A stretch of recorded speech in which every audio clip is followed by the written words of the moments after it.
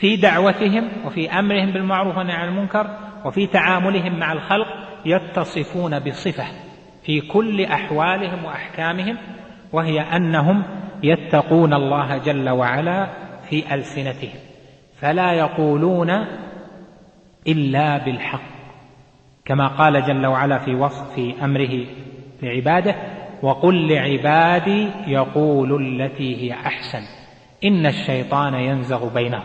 فالمتحقق بصفة أهل السنة والجماعة وبصفة الطائفة المنصورة وبسماتهم، فإنه لو أغضبه من عنده فإنه يكتم ويصبر ولا يقول إلا التي هي أحسن. لماذا؟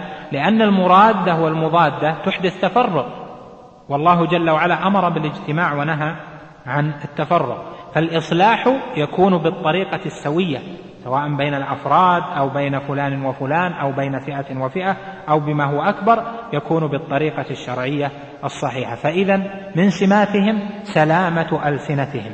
قيل للإمام أحمد: لا نراك تتكلم في فلان. قال: يا عبد الله، يعني ابنه، وهل رأيت أباك يوما يسب أحدا؟ ليش ما تسب فلان وفلان حتى لو كانوا؟ قال: وهل رأيت أباك يسب أحدا؟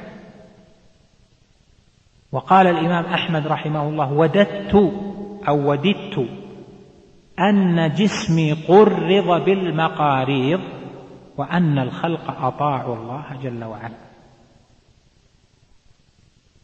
وقال آخر من السلف الصالح رضوان الله عليهم: نحن أنفع لهؤلاء من أنفسهم، يريدون أن يقتحموا ونحن ندعو لهم أو نأمرهم وننهاهم. لهذا مسألة أن يكون المرء صاحب عقيدة توحيد، وفي كل زمان ومكان تجده صاحب غيبة ويقدح في فلان ويسب فلانا، هذا يظلم القلب ويصير في القلب قسوة، والقلب محتاج إلى النور. والمخالفة بالاعتداء في الكلام أيضا بحسب مقام المعتدى عليه، قد تعتدي على صاحب مقام رفيع فيكون أعظم في حقه.